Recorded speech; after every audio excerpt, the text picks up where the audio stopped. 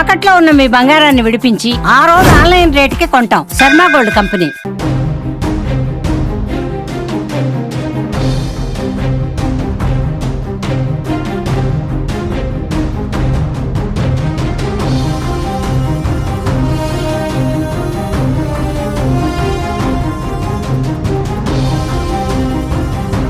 Big breaking news చూస్తున్నాం. ఇది తెలుగు వారిని విషాదంలోకి ముంచే వార్త.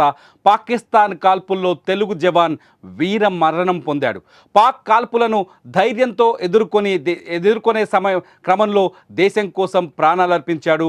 ఏపీలోని సత్యసాయి జిల్లా గోరంట్ల మండలం కల్లితండాకు చెందిన మురళీ నాయక్ జమ్మూ కాశ్మీర్లో పాకిస్తాన్ జరిపిన కాల్పుల్లో చనిపోయాడు. శనివారం స్వగ్రామానికి వీర జవాన్ పార్థివ దేహం రానున్నట్టు తెలుస్తోంది. వీర జవాన్ మురళీ నాయక్ సోమందేపల్లి మండలం నాగనాయని చెరువు తండాలో పెరిగాడు. సోమందేపల్లిలోని విజ్ఞాన్ స్కూల్లో చదివాడు. జవాన్ మృతితో ఆయన కుటుంబ సభ్యులు కన్నీరు మున్నీరుగా విలపిస్తున్నారు. దీంతో స్వగ్రామం కల్లితండాలో విషాద ఛాయలు అలుముకున్నాయి.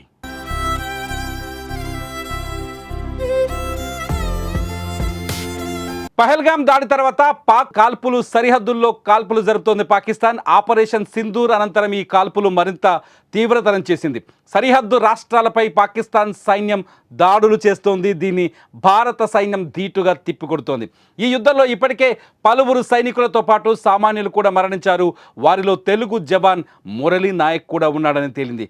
మురళీ నాయక్ మరణ వార్త తెలిసి స్థానికులు వీధుల్లో ఆయన ఫోటోలు పెట్టి నివాళులర్పిస్తున్నారు. అదే సమయంలో పాకిస్తాన్కు వ్యతిరేకంగా నినాదాలు చేస్తున్నారు. మురళీ నాయక్ మృతి పట్ల ఆంధ్రప్రదేశ్ ముఖ్యమంత్రి నారా చంద్రబాబు నాయుడు సంతాపం తెలియజేశారు.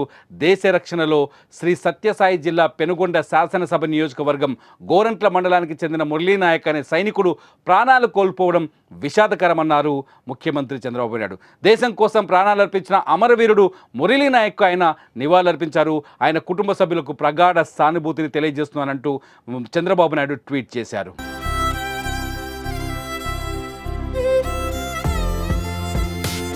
మురళీ నాయక్ మరణం భారత ప్రజలు ఎప్పటికీ తీర్చుకోలేని రుణం. దేశం కోసం మీ ప్రాణాలు అర్పించి వీర మరణం పొందారు. మీకు సల్యూట్ అంటోంది సుమన్ టీవీ. మురళీ నాయక్ లాంటి వీరులకు ఆ వీరులని ఈ దేశానికి అందించిన వారి తల్లిదండ్రులకు మనం కూడా సానుభూతి తెలియజేయాల్సిన అవసరం ఉంది. వారికి ధైర్యాన్ని చెప్పాల్సిన అవసరం ఉంది. మీరేమంటారు? మీ అభిప్రాయాన్ని ఈ వీడియో కింద కామెంట్ చేయండి. చూస్తూనే ఉండండి సుమన్ టీవీ.